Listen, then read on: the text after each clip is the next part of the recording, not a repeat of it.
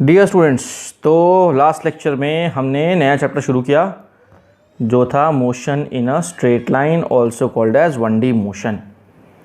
तो हमने last lecture में देखा कि कैसे जो है रेस्ट और मोशन ये जो चीज़ें हैं ये रिलेटिव टर्म्स होते हैं, ना कि एब्सोल्यूट टर्म्स। यानी कोई बॉडी जो है वो रेस्ट पे होगी तो हमें ये बताना पड़ेगा कि वो किसके रेस्पेक्ट पे रेस्ट पे है, और अगर हम बोल रहे हैं कि कोई बॉडी मोशन में है तो हमको ये बताना पड़ेगा कि वो किसके रिस्पेक्ट में मोशन में।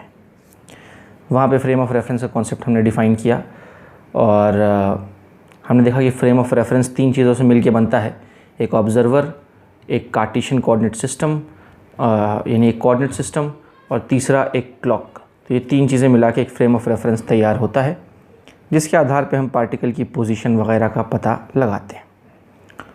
उसके बाद हमने रेस्ट और मोशन को डिफ़ाइन किया था और अल्टीमेटली हमने मोशन के अलग अलग टाइप्स देखे थे। ठीक है, तो अब हम सीधा आ रहे हैं dear students the concept of distance and displacement के ऊपर। बचपन में आपने ये पढ़ा हुआ है तो हम वापस से इसको एक बार ब्रश अप करते हैं आपके लिए। तो मैंने ये एक टैबुलर फॉर्म में इसको रिप्रेजेंट किया है। तो let's read the definition of distance. What is distance? पहला पॉइंट पढ़ रहा हूँ मैं। Distance is the actual path travelled bye a particle, है ना। किसी भी दो पॉइंट के बीच में पार्टिकल एक्चुअल में कौन सा पाथ ले रहा है उसी को हम बोलते हैं डिस्टेंस। ठीक है, और डिस्प्लेसमेंट क्या है? Displacement is the shortest distance between initial and final points. ठीक है, तो डिस्टेंस हो या डिस्प्लेसमेंट हो, दोनों का एसआई यूनिट मीटर होता है, जो सेकंड पॉइंट में आप देख सकते हैं। सेकंड पॉइंट में मैंने लिखा है कि डिस्टेंस का भी एसआई यूनिट क्या है? मीटर है, और डिस्प्लेसमेंट का भी एसआई यूनिट मीटर है।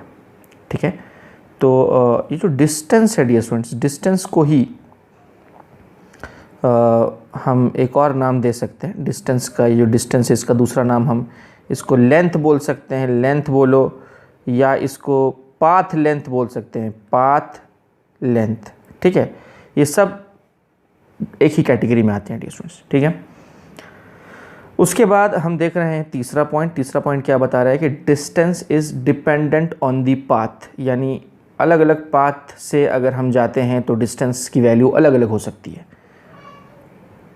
उन्हीं दो पॉइंट्स के बीच में, किसी दो गिवन पॉइंट्स के बीच में अलग अलग पाथ्स हो सकते हैं, यानी अलग अलग डिस्टेंसेस हो सकती हैं। लेकिन जहाँ तक डिस्प्लेसमेंट का सवाल है तो हम थर्ड पॉइंट में देखेंगे कि displacement is independent of the path and depends only on the initial and final points या initial and final positions। ठीक है, और चौथा पॉइंट हम देख रहे हैं। चौथा पॉइंट क्या है? Infinite distances. डिस्टेंसेस यानी पाथ्स, यानी जो डिस्टेंसेस का मतलब क्या है? पाथ बोल सकते हैं हम। तो infinite number of paths are possible between two points. भाई एक पॉइंट से दूसरे पॉइंट हमको जाना है अगर, तो बहुत सारे रास्ते हो सकते हैं, बहुत सारे पाथ्स हो सकते हैं, यानी बहुत सारे डिस्टेंसेस हो सकते हैं। लेकिन अगर हम डिस्प्लेसमेंट का चौथा पॉइंट पढ़ें तो डिस्प्लेसमेंट में क्या लिखा है कि भाई ओनली वन, यानी single value of displacement is possible between to fixed point. दो फिक्स्ड पॉइंट्स के बीच में सिर्फ और सिर्फ एक ही वैल्यू पॉसिबल है डिस्प्लेसमेंट की। दो फिक्स्ड पॉइंट्स के बीच में सिर्फ एक ही वैल्यू हो सकती है डिस्प्लेसमेंट की। ठीक है, तो इसी चीज़ को मैं आपको थोड़ा डायग्रामेटिकली भी समझा देता हूँ डियर स्टूडेंट्स कि सपोज़ हमारे पास जो है दो पॉइंट्स हैं, दो पॉइंट को हमने फिक्स कर लिया है। तो मान लो ये एक पॉइंट है, पॉइंट ए, और ये दूसरा पॉइंट है, पॉइंट बी। ये दो पॉइंट्स को हमने फिक्स कर लिया है। अब इनके बीच में डिस्टेंसेस बहुत सारी हो सकती हैं, इनफाइनाइट नंबर ऑफ डिस्टेंसेस हो सकती हैं। यानी मुझे अगर ए से बी तक जाना है तो मैं बहुत सारे पाथ्स ले सकता हूँ, इनफाइनाइट नंबर ऑफ पाथ्स ले सकता हूँ। जैसे मान लो मैं ए से बी इस रास्ते से चला गया, ठीक है, या मान लो मैं ए से बी ऐसे घूम घूम के ऐसा चला गया, ठीक है, या नहीं तो मान लो डिस्टेंस ए से बी मैं इस तरह से ऐसा करके चला गया। ठीक है, तो आप देख रहे हैं कि ये अलग अलग पाथ्स हैं, यानी हर पाथ का डिस्टेंस अलग होगा। यानी हम देख रहे हैं कि ए और बी के बीच में बहुत सारे डिस्टेंसेस हो सकते हैं। लेकिन जब हम डिस्प्लेसमेंट की बात करते हैं डियर स्टूडेंट्स, तो डिस्प्लेसमेंट यहाँ सिर्फ और सिर्फ एक ही होगा। और डिस्प्लेसमेंट क्या होता है? Displacement is the shortest distance shortest दूरी को ही हम डिस्प्लेसमेंट बोलते हैं। और वो शॉर्टेस्ट दूरी हम कैसे पता लगाते हैं, यानी how can we find out और how can we represent the displacement in this diagram. तो डिस्प्लेसमेंट रिप्रेजेंट करने के लिए करना कुछ नहीं है, बस इनिशियल पॉइंट और फाइनल पॉइंट को स्ट्रेट लाइन से जोड़ देना है, तो हमको क्या मिल जाएगा, डिस्प्लेसमेंट मिल जाएगा। ठीक है, तो पहले मैं यहाँ पे लिख देता हूँ डियर स्टूडेंट्स कि ये वाला जो हमारा पॉइंट है, पॉइंट ए को मैं बोल रहा हूँ इनिशियल पॉइंट, और पॉइंट बी को मैं बोल रहा हूँ फाइनल पॉइंट। ठीक है, तो अब इनिशियल पॉइंट और फाइनल पॉइंट को स्ट्रेट लाइन से हमें जोड़ देना है। तो मैं अभी इसको स्ट्रेट लाइन से जोड़ देता हूँ डियर स्टूडेंट्स, थोड़ा अलग कलर चूज़ कर लेता हूँ मैं। तो ये ऐसा स्ट्रेट लाइन से बिल्कुल मैंने जोड़ दिया है इनिशियल पॉइंट और फाइनल पॉइंट को। तो यही हमारा क्या हो गया, ये जो लाइन है ये क्या रिप्रेजेंट कर रही है, ये शॉर्टेस्ट डिस्टेंस रिप्रेजेंट कर रही है, यानी डिस्प्लेसमेंट रिप्रेजेंट कर रही है। अब यहाँ एरो बनाना पड़ेगा, क्यों, क्योंकि डिस्प्लेसमेंट एक वेक्टर क्वांटिटी है। तो यहाँ पे एरो कैसा बनेगा, एरो इस तरह से बनेगा डियर स्टूडेंट्स, यानी इनिशियल पॉइंट से शुरू करना है और फाइनल पॉइंट पे ख़त्म करना है। यानी पार्टिकल एक्चुअली लेफ्ट से राइट जा रहा है ना, पार्टिकल कहाँ से कहाँ जा रहा है, ए से बी जा रहा है, लेफ्ट से राइट जा रहा है। तो क्योंकि ए से बी जा रहा है तो एरो बी की ओर होगा। ठीक है, अगर बी से ए जा रहा होता तो एरो ए की ओर होता, यानी एरो लेफ्ट की तरफ होता है ना। लेकिन यहाँ ए से बी जा रहा है तो एरो ए से बी की ओर, यानी राइट साइड को डायरेक्टेड होगा हमारा एरो। ठीक है, तो डिस्टेंस मैं यहाँ लिख देता हूँ कि ये जो एरो है ये रिप्रेजेंट कर रहा है डिस्प्लेसमेंट, और ये जो ब्लू लाइंस हैं ये क्या रिप्रेजेंट कर रही हैं, ये blue lines are representing distances. ठीक है, तो उम्मीद है कि आपको ये बात समझ में आ रही होगी। अब ये दो जो पॉइंट्स हैं, पॉइंट ए और पॉइंट बी के बीच में सिर्फ एक ही वैल्यू पॉसिबल है डिस्प्लेसमेंट की, है ना, और ये डिस्प्लेसमेंट की एक फिक्स्ड दिशा भी है डियर स्टूडेंट्स, आपको दिख रहा होगा। अभी डिस्टेंस की कोई फिक्स दिशा नहीं होती है ना, it has not got a specific direction, but displacement between two points has got a specific direction. जैसे मान लो डियर स्टूडेंट्स, एक पॉइंट मैंने यहाँ चूज़ किया, एक पॉइंट मैंने यहाँ चूज़ किया, ये मान लो इनिशियल पॉइंट है और ये फाइनल पॉइंट है। तो डिस्प्लेसमेंट मैं कैसे ड्रॉ करूँगा, इस तरह से, ए से बी, ये रहा, स्ट्रेट लाइन से ज्वाइन कर दिया और एरो ऐसा दिखा देंगे, तो ये हमारा डिस्प्लेसमेंट वेक्टर तैयार हो गया। इसको कोई नाम भी दे सकते हो, मान लो एक्स, वेक्टर एक्स हो गया ये। तो vector x is representing what, हाँ जी, तो यहाँ पे vector x is representing the displacement of the particle.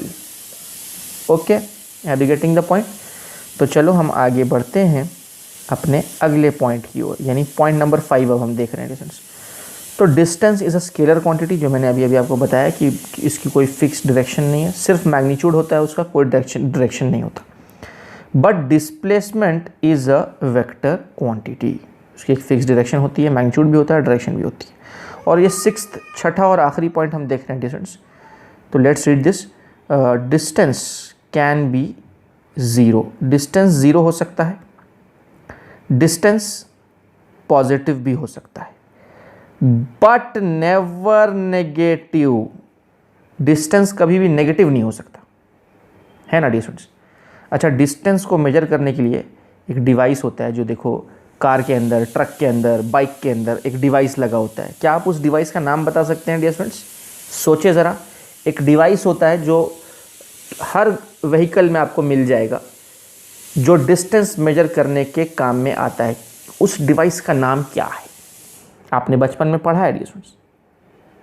नहीं नहीं नहीं नहीं नहीं, स्पीडोमीटर वो डिवाइस नहीं है। स्पीडोमीटर तो स्पीड मेजर करता है, हमको दूरी मेजर करने वाला डिवाइस चाहिए।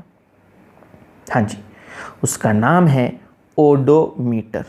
उस डिवाइस को हम क्या बोलते हैं डियर स्टूडेंट्स, मैं यहाँ लिख देता हूँ, ओडोमीटर। ये ओडोमॉस मत समझ लेना, ये ओडोमीटर जो है ना, ये वो डिवाइस है, आपने देखा होगा ऐसा गोल सा पैनल होता है और किलोमीटर्स में रीडिंग होती है। यहाँ पे रीडिंग इस तरह से ना बॉक्स में ऐसे लिखी होती है और इधर लिखा होता है किलोमीटर, ठीक है। और ये यहाँ पे 1 2 3 4 ऐसे नंबर्स लिखे होते हैं, ठीक है, कि आपकी गाड़ी कितने किलोमीटर चल चुकी है।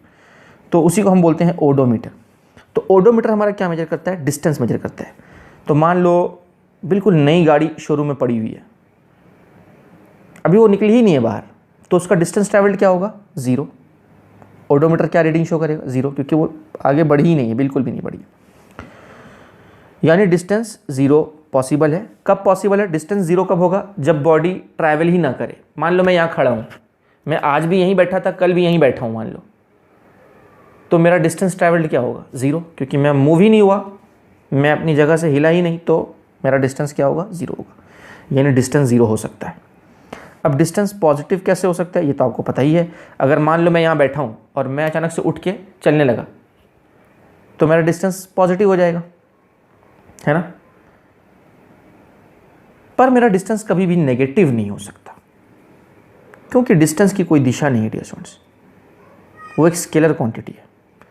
जैसे मास कभी नेगेटिव हो सकता है क्या? क्या हम बाज़ार में जाके ऐसा बोलते हैं क्या कि -2 किलो आलू दे दीजिएगा? क्या हम ऐसा बोलते हैं? नहीं बोलते ना। टाइम भी एक स्केलर क्वांटिटी है, वो भी नेगेटिव नहीं होता। क्या हम बोलते हैं क्या कि द टाइम इज़ -3 o'clock, ऐसा बोलते हैं क्या? नहीं बोलते हैं, है ना। माइनस का कोई मतलब नहीं है इन एग्जाम्पल्स में।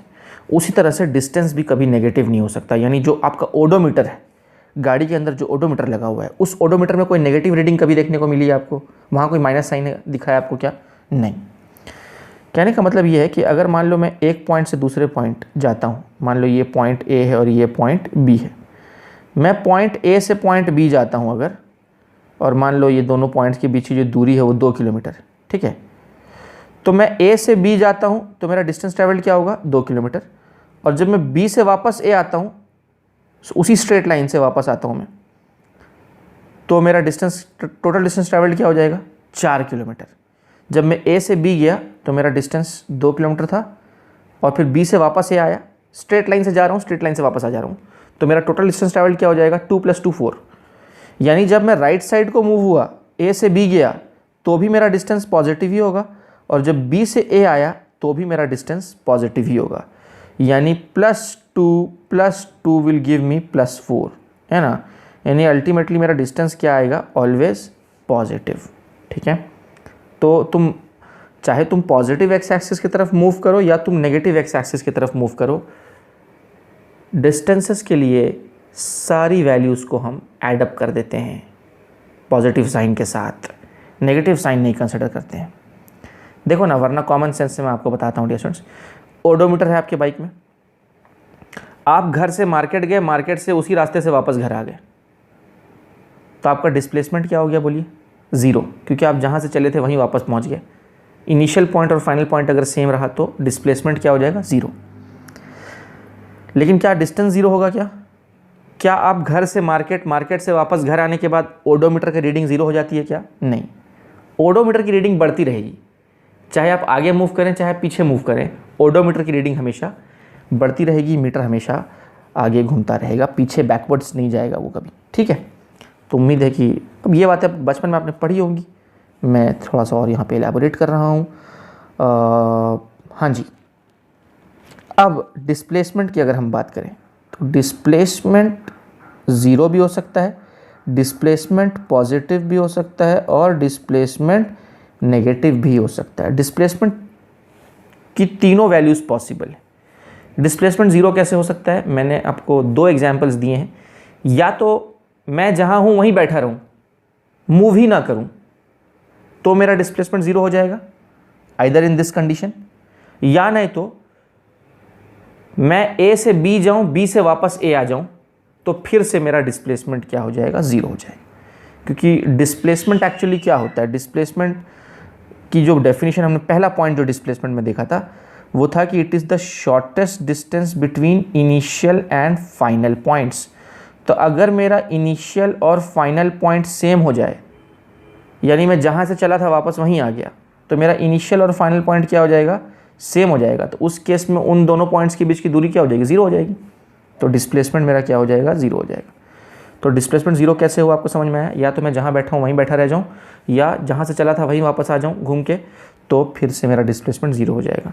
डिस्प्लेसमेंट पॉजिटिव कब होगा, तो देखो उसके लिए कुछ जनरल साइन कन्वेंशन है जो मैं आपको बता देता हूँ।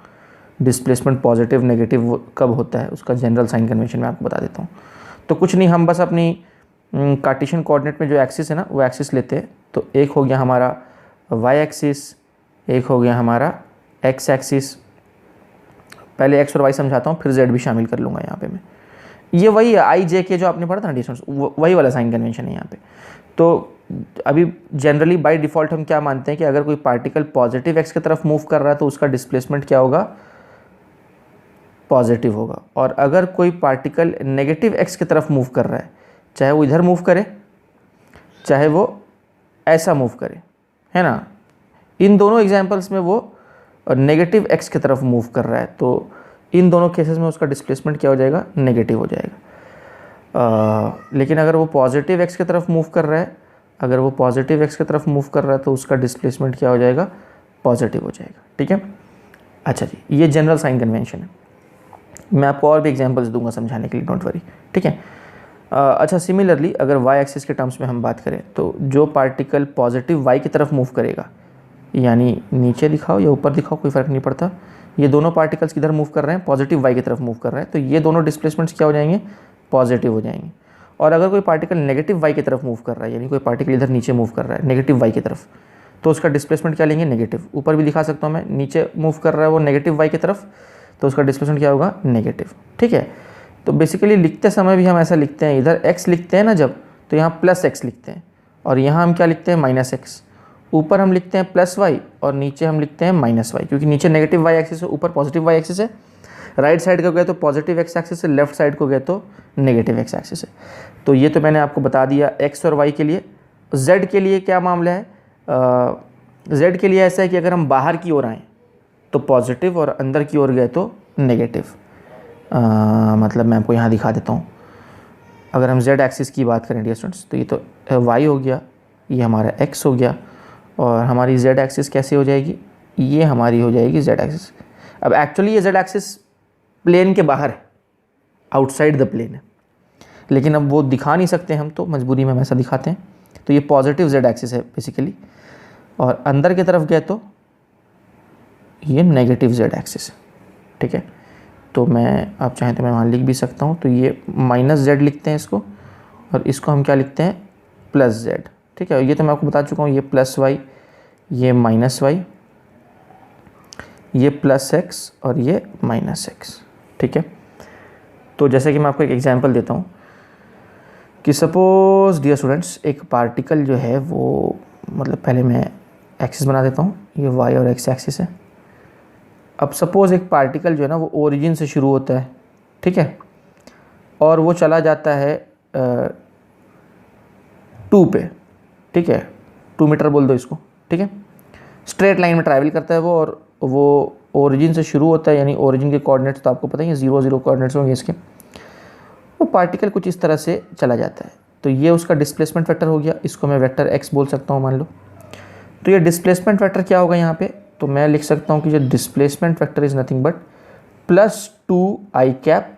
अभी देखो प्लस नहीं भी लिखा, मतलब इसको ऐसा भी लिख सकते हैं, x = 2i कैप मीटर।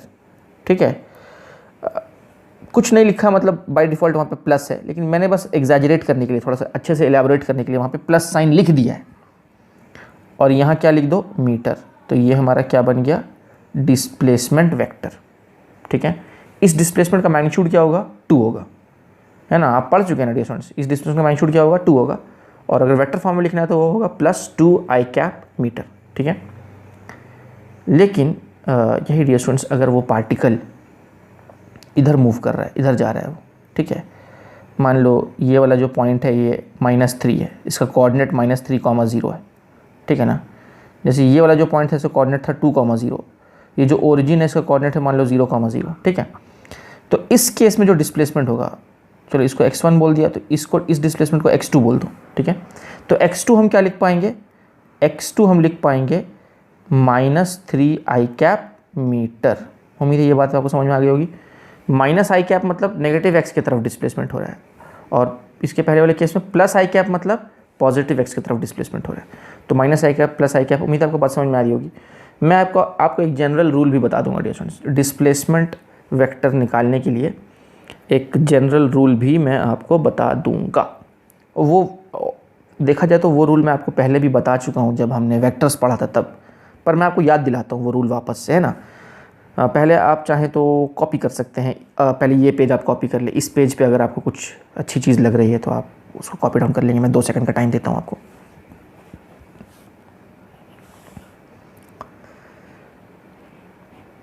ठीक है डियर स्टूडेंट्स, अभी ये पेज आप कॉपी डाउन कर लें, पॉज कर लें। आप पॉज करके ना ये कॉपी डाउन कर लेंगे। 2 सेकंड का टाइम दे रहा हूँ मैं आपको।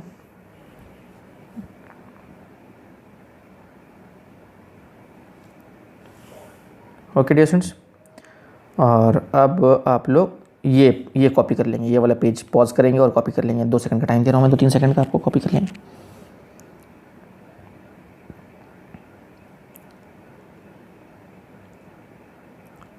तो उम्मीद है डियर स्टूडेंट्स आपने यहाँ तक कॉपी डाउन कर लिया होगा। तो अब मैं आपको ना डिस्प्लेसमेंट के बारे में एक चीज़ बता रहा था। कुछ पॉइंट्स हैं जो हम आगे देखते हैं, फिर मैं आपको कुछ प्रॉब्लम्स भी बता लूँगा मैं, जिससे कि आपको कॉन्सेप्ट और क्लियर हो जाएगा। Don't worry dear students. तो पहले ये कुछ नोट्स हैं, हम ये नोट्स देख लेते हैं क्या कह रहे हैं ये नोट्स। नोट नंबर 1 क्या कह रहा है कि if motion is in a straight line then distance is equal to magnitude of displacement. देखो ये 2 डंडी आपको दिख रही है यहाँ पे, मैं आपको दिखाता हूँ कौन सी डंडी की बात कर रहा हूँ मैं। स्टूडेंट्स ये वाली डंडी आपको दिख रही है, ये डंडी और ये डंडी। ये डंडियाँ क्या है? ये मैग्नीट्यूड बता रहा है ना। ये क्या बता रहा है? ये मैग्नीट्यूड का सिंबल है, मॉडुलस बोलते हैं उसको। ठीक है, तो ये डंडी दर्शा रही है कि हमें क्या लेना है, ये जो अंदर वाली चीज़ है डिस्प्लेसमेंट, उसका हमें क्या लेना है, मैग्नीट्यूड लेना है। ठीक है, तो ये मैग्नीट्यूड कहाँ से आ गया बीच में भैया? ये distance is equal to displacement, सीधा ऐसा लिख देना था। कैसा लिख देना था? ऐसा लिखना चाहिए था, distance is equal to displacement. क्या ये लिखना सही था? क्या ये सही होगा? बिल्कुल गलत हो जाएगा, ये गलत हो जाएगा। क्यों गलत हो जाएगा डिस्टेंस? क्यों गलत हो जाएगा ये बोलिए आप? क्योंकि हम स्केलर को वेक्टर से इक्वेट नहीं कर सकते हैं डियर स्टूडेंट्स। स्केलर को वेक्टर से इक्वेट नहीं कर सकते। स्केलर को स्केलर के साथ ही इक्वेट करना पड़ेगा। तो इसीलिए डियर स्टूडेंट्स यहाँ पे ये वाला इक्वेशन आप देखिए, तो यहाँ पे LHS में हमारा कौन है, डिस्टेंस है, जो कि स्केलर क्वांटिटी है। तो RHS में फिर हमने क्या लिया, मैग्नीट्यूड ऑफ डिस्प्लेसमेंट। तो magnitude of displacement is also pure number ना। अब यहाँ देखा ना आपने, यहाँ क्या बताया था मैंने आपको, x2 का मैग्नीट्यूड क्या होगा, x2 का मैग्नीट्यूड 3 मीटर होगा, है ना, ये वाले एग्जाम्पल में। और यहाँ आपको ये x1 बोला था, तो ये x1 का मैग्नीट्यूड क्या होगा, ये x1 का मैग्नीट्यूड 2 मीटर होगा। ठीक है, तो ये एक प्योर नंबर है ना, यहाँ 3 है, यहाँ 2 है, तो दीज आर प्योर नंबर्स। तो जब भी हम किसी वेक्टर का मैग्नीट्यूड लेते हैं तो हमें एक प्योर नंबर मिलता है। तो यहाँ LHS में डिस्टेंस है जो कि एक प्योर नंबर है, और RHS में भी मैग्नीट्यूड ऑफ डिस्प्लेसमेंट है जो कि एक प्योर नंबर है। तो यानी कि पॉइंट क्या कहता है, तो इसीलिए हम जब भी डिस्टेंस और डिस्प्लेसमेंट को इक्वेट करेंगे तो डायरेक्टली इक्वेट नहीं कर सकते हैं, डायरेक्टली वहाँ पे इक्वेशन नहीं बना सकते हैं। वहाँ पे हमको डिस्प्लेसमेंट का क्या लेना पड़ेगा, मैग्नीट्यूड लेना पड़ेगा। तो पॉइंट क्या कहता है कि if motion is in a straight line, यानी अगर कोई पार्टिकल स्ट्रेट लाइन में ट्रैवल कर रहा है, ठीक है, तो अगर मान लो ये पॉइंट A है और ये पॉइंट B है, और कोई पार्टिकल है जो ऐसा स्ट्रेट लाइन में ट्रैवल कर रहा है, तो उसका एक्चुअल पाथ भी वही है जो शॉर्टेस्ट डिस्टेंस है, यानी जो उसका डिस्टेंस होगा वही उसका डिस्प्लेसमेंट भी होगा। कब? जब पार्टिकल स्ट्रेट लाइन में ट्रैवल कर। अगर पार्टिकल कर्व्ड पाथ में जा रहा होता, जैसे मान लो ये पॉइंट A है, ये पॉइंट B है, ये पॉइंट A है, ये पॉइंट B है, और पार्टिकल इस तरह से कर्व्ड पाथ से वहाँ जाता, तो यहाँ पर डिस्प्लेसमेंट अलग होता। डिस्प्लेसमेंट ये होता हमारा डिस्प्लेसमेंट, ये डिस्प्लेसमेंट होता और ये डिस्टेंस होता। तब डिस्टेंस और डिस्प्लेसमेंट अलग अलग हो जाते। लेकिन अगर पार्टिकल स्ट्रेट लाइन में ट्रैवल कर रहा है तो जो उसका डिस्टेंस होगा वही उसका डिस्प्लेसमेंट का भी मैग्नीट्यूड होगा। ठीक है, तो अगर डिस्टेंस का मैग्नीट्यूड मान लो यहाँ पर 2 मीटर है, तो डिस्प्लेसमेंट का भी मैग्नीट्यूड 2 मीटर ही होगा। तो उम्मीद है कि ये बात भी आपको समझ में आ गई होगी। और ये जो सेकंड पॉइंट है ये भी हम पढ़ लेते हैं। सेकंड पॉइंट क्या कह रहा है कि distance is always greater than और equal to the magnitude of displacement, यानी डिस्टेंस हमेशा या तो बड़ा होगा, नीचे देखिए आप इक्वेशन, डिस्टेंस या तो हमेशा बड़ा होगा या इक्वल होगा डिस्प्लेसमेंट के मैग्नीट्यूड से, है ना। और आगे क्या लिखा है, but never less than it, यानी डिस्टेंस कभी भी डिस्प्लेसमेंट से छोटा नहीं हो सकता, क्योंकि डिस्प्लेसमेंट, शॉर्टेस्ट डिस्टेंस तो डिस्प्लेसमेंट है ना बाबा, सबसे छोटी दूरी तो डिस्प्लेसमेंट है, उससे छोटा तो कुछ हो नहीं सकता। इसीलिए डिस्टेंस या तो डिस्प्लेसमेंट से बड़ा होगा या बहुत तो बहुत दोनों इक्वल हो सकते हैं, लेकिन डिस्टेंस कभी भी छोटा नहीं हो सकता डिस्प्लेसमेंट से। डिस्टेंस कभी भी छोटा नहीं हो सकता डिस्प्लेसमेंट से, डिस्प्लेसमेंट के मैग्नीट्यूड से, है ना। हाँ, ये बात है। तो ये भी आप समझ रहे होंगे क्यों ऐसा है, ये भी आपने बचपन में पढ़ा होगा डियर स्टूडेंट्स। तो हो सकता है कि थोड़ा मेरी बातें आपको बोरिंग भी लग रही हों, क्योंकि इसमें से मैक्सिमम चीज़ें आप बचपन में पढ़ चुके हैं, ठीक है। पर क्या करें डियर स्टूडेंट्स, थोड़ा बर्दाश्त तो करना ही पड़ेगा, क्योंकि टीचर तो यही मान के चलता है कि बच्चों को कुछ नहीं आता, है ना। अभी मैं तो यही मान के पढ़ाऊँगा कि ज़ीरो से पढ़ाऊँगा, मैं आपको बेसिक से पढ़ाऊँगा, ज़ीरो से। मैं ये मान के चलूँगा कि आपको कुछ नहीं आता भैया। और अभी रिकॉर्डेड वीडियो में तो ये फ़ायदा है आपको कि अगर आपको मेरी बातें बकवास लग रही हैं बाय चांस, है ना, तो नो प्रॉब्लम, आप फॉरवर्ड कर सकते हैं, इसको थोड़ा आगे कर दीजिए, है ना। प्ले पॉज आगे पीछे सब तो आपके हाथ में, क्या डियर स्टूडेंट्स। तो ये तो फ़ायदा आप उठा सकते हैं अभी, है ना। क्लास में बैठे होते तो मजबूरी में सुनना पड़ता है आपको ये सब बातें। तो कितनी अच्छी बात है। तो आज हमने कितनी प्यारी प्यारी बातें सीख ली।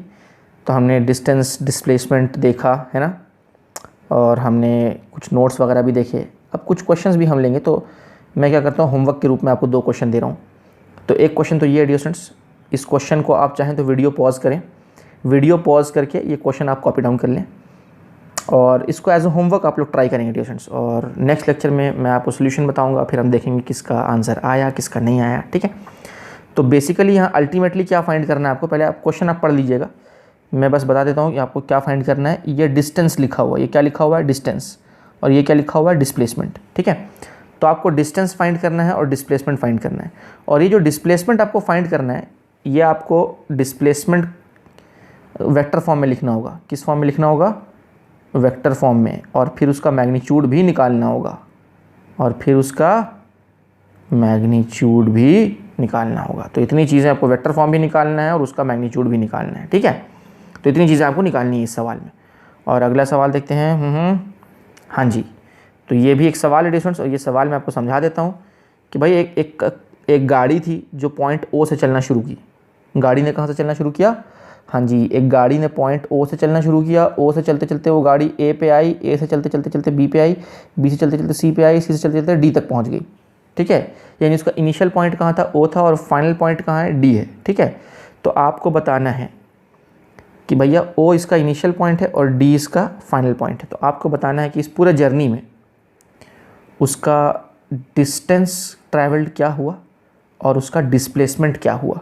और अगेन डिस्प्लेसमेंट आपको वेक्टर फॉर्म में भी निकालना है, तो पहले आपको ये डिस्प्लेसमेंट वेक्टर फॉर्म में निकालना है, और उसके बाद मुझे उसका मैग्नीट्यूड भी चाहिए, ठीक है। तो ये दोनों चीज़ें मुझे चाहिए। तो ये भी आप पॉज करके कॉपी डाउन कर लेंगे डियर स्टूडेंट्स, और ये दोनों सवाल आप सॉल्व करें एज अ होमवर्क। हम अगले लेक्चर में इसका सल्यूशन देखेंगे, ओके। ऑलराइट, आप चाहें तो हमारा जो मैसेज वाला जो चैट बॉक्स है अपने ऐप के अंदर, वहाँ भी आप सॉल्यूशंस चाहें तो पोस्ट कर सकते हैं, है ना। मैं देख लूँगा कितने बच्चों ने अटैम्प्ट किया, कितने बच्चों ने नहीं अटैम्प्ट किया। और एक और अपील है कि वेक्टर्स की मैंने आपको जो वर्कशीट दी थी डियर स्टूडेंट्स, वो वर्कशीट्स आपने सॉल्व की या नहीं की। अगर नहीं की हैं तो सारे क्वेश्चंस अटेम्प्ट कीजिए, और जो भी डाउट आ रहा है, 1-2 क्वेश्चंस हैं जिनमें थोड़ी मिसप्रिंट हो गई है, लेकिन कोई बात नहीं, बाकी क्वेश्चन सब सही हैं, सही सलामत हैं। आप उनको अच्छे से सॉल्व कीजिए जिन बच्चों ने नहीं सॉल्व किया है। और अगले टेस्ट में भी आपका वेक्टर्स आ सकता है ना। तो इसीलिए आप वेक्टर्स की वर्कशीट के सारे क्वेश्चन सॉल्व कीजिए। आपके पास अगर दूसरा कोई मटेरियल है वो भी आप सॉल्व कर सकते हैं, जहाँ से सॉल्व करना है वहाँ से सॉल्व करें, लेकिन एटलीस्ट वर्कशीट तो सॉल्व करें। और जो भी डाउट आ रहा है आप लोग पूछें, बहुत कम डाउट्स आ रहे हैं वेक्टर्स के और डाउट्स आने चाहिए, तो आप लोग वो सॉल्व करें और वो डाउट्स ग्रुप पे पूछें, ठीक है। और दैट्स इट, आज के लिए इतना बस करते हैं। Over and out.